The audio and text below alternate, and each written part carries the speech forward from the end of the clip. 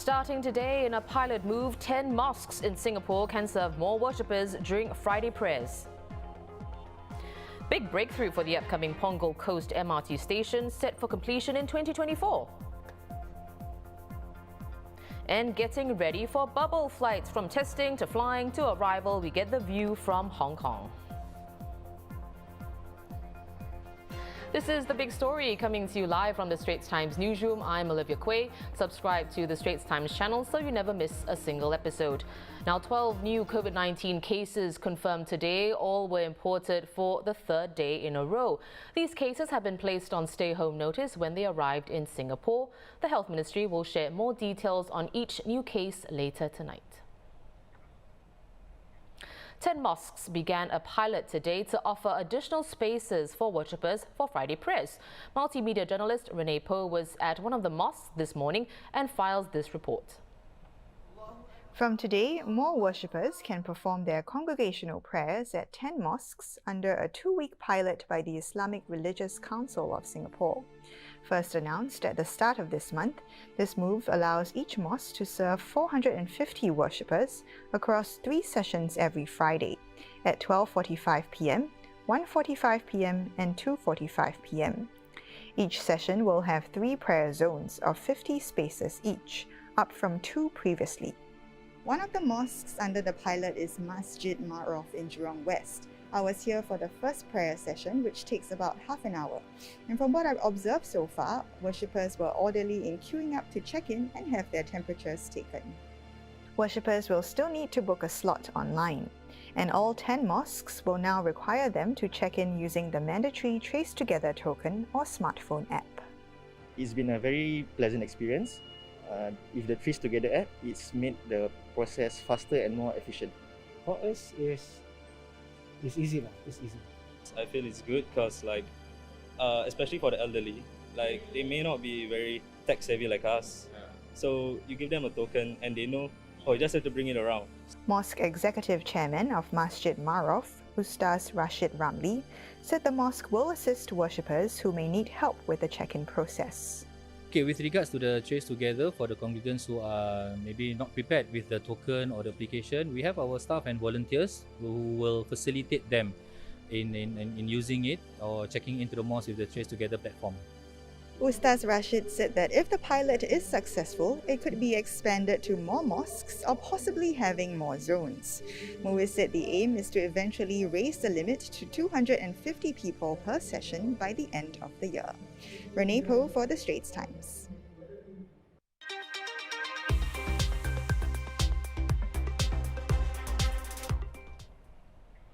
A quick wrap of the local headlines. 2 groups, each comprising 20 people or more, are being investigated for allegedly breaching safe distancing rules at Singapore's nature reserves.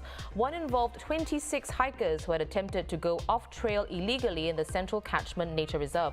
The other was a group of 20 who had gathered for a birthday celebration at Labrador Nature Reserve.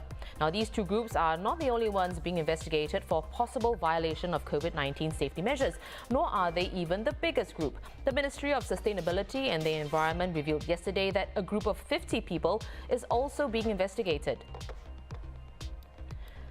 The upcoming Punggol Coast MRT station will be ready by 2024 with about 40% of construction work completed. Transport Minister Ong Ye Kung gave this update earlier today at a ceremony to mark the completion of tunnel boring works from the existing Punggol station to the future Punggol Coast station. An extension of the North-East line, which will connect commuters to the developing Punggol Digital District. The new station was initially slated for completion in 2023 but has been delayed due to the COVID-19 pandemic. In its largest heroin bust in 19 years, the Central Narcotics Bureau seized 14.1 kilograms of the drug in an operation where officers also hauled in a significant cache of other drugs like ice, ecstasy and cannabis. The total amount seized is estimated to be worth close to $2 million. 3 men and 2 women between 29 and 55 years old were arrested for their suspected involvement. And you can read more on this and everything else we've covered at straitstimes.com.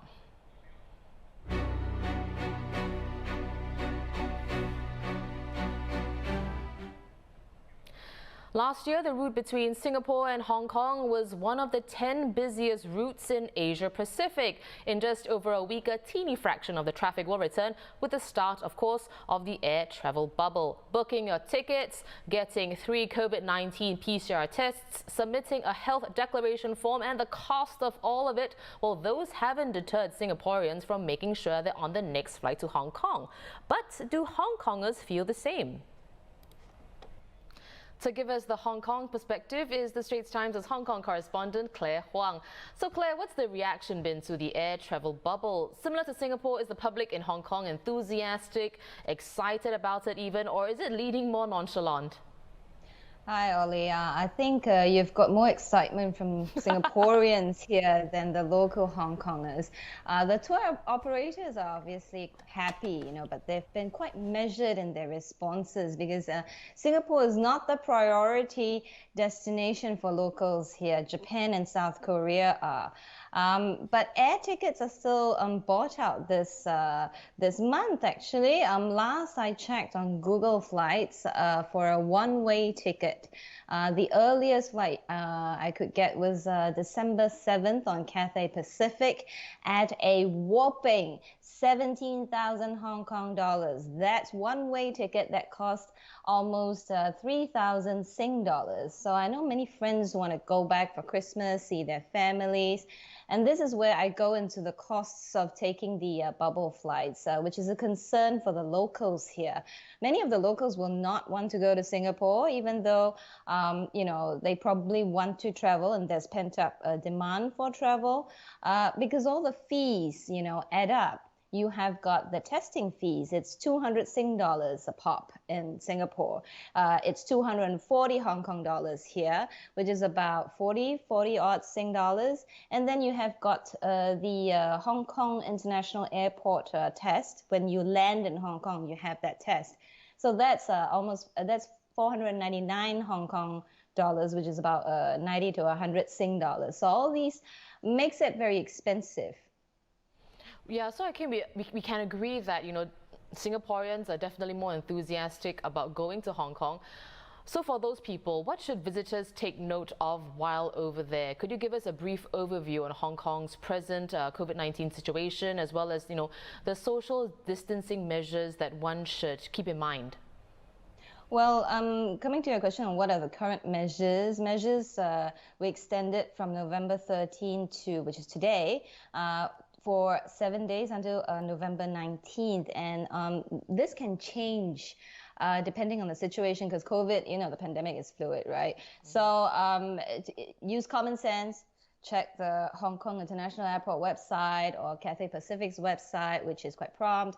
There's the usual mandatory mask wearing, except when exercising. Public gatherings are kept at 4. You have eateries, bars, pubs that run till 2 a.m. But then patrons are supposed to wear masks in these places unless they're at their tables. Then it can be masked off. And then you have got patrons capped at 6 per table in eateries, and the number is 4 for bars and pubs. Most of the attractions are open, the theme parks are open, and a lot of the facilities are also open. One thing to note in cinemas, if you ever go to the cinemas, currently the measures, you can go, there's social distancing, but then you cannot eat or drink.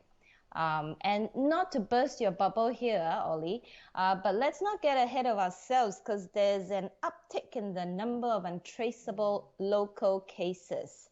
So basically, there's a domestic circulation of COVID-19 here. Where are we seeing that? In cabbies. So of the 7 new locally transmitted cases that were confirmed on Thursday, that then triggered warning from health authorities, is that they couldn't identify the source of infection for 6 out of 7. Of the untraceable cases, 5 are drivers, 4 cabbies, and 1 bus driver. So why is this important, you ask? Because before the third wave hit, we also saw a spike in cabbies getting COVID. There is a silver lining. So far, about 6,000 private and public venues have pledged to take part in a new coronavirus tracing app, which will be launched on Monday, with users also able to record any journeys they make in the 18,000 or so taxis. So that's the silver lining. Right. Well, important points to take note of if you are planning a trip to Hong Kong. So, Claire, what's the latest on the political front and the spillover effects on security?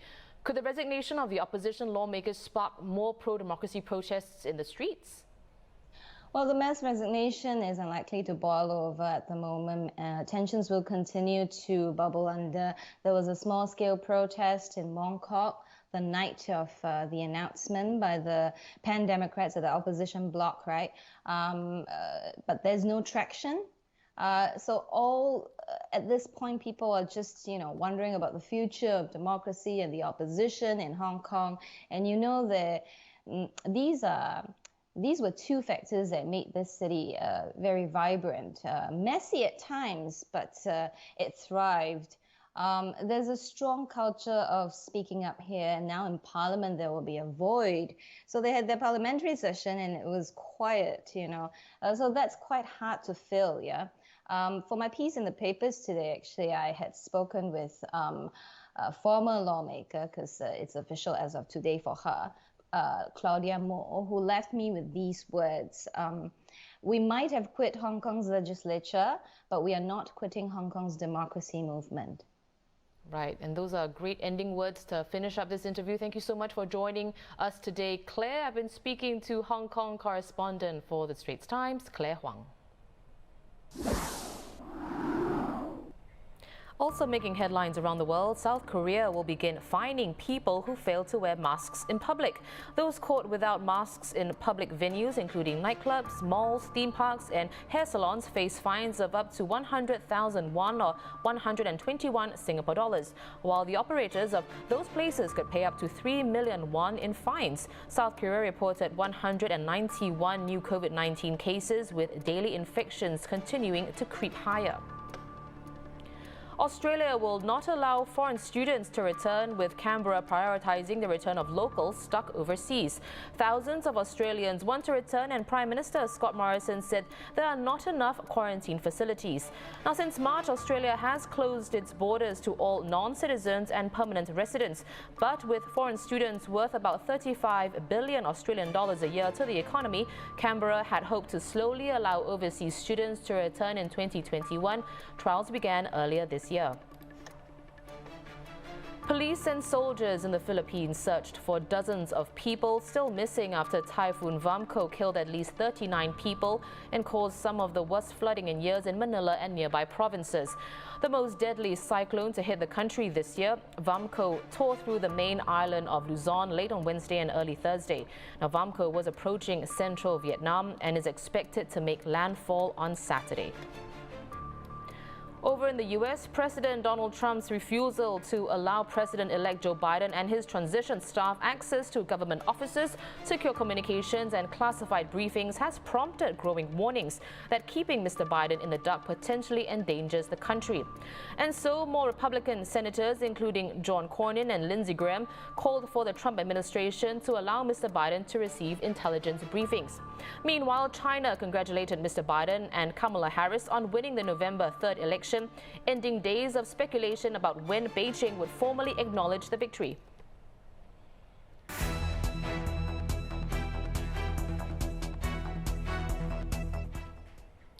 Well, since the start of the COVID-19 outbreak this year, many people have been experiencing feelings of fear and uncertainty. Well, this week, ST's Asian Insider is taking a deeper look at how the youth in two of Asia's major cities are faring.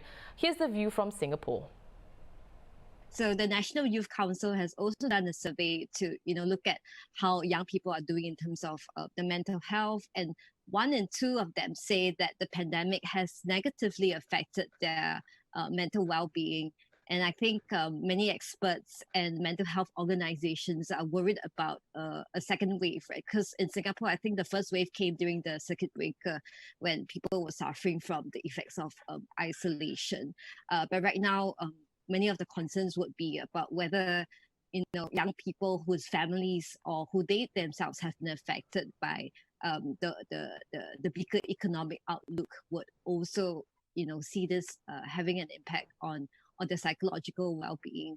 But I think on the flip side, I mean, in Singapore this year we also had the elections, right? And I think because of the pandemic and how it has such far-reaching effects on every single aspect of our lives, young people have also seen the impact of policies and on global affairs and how that translates into issues on the ground. And many of them have started to reach out and set up their own social initiatives, or they have become more politically aware.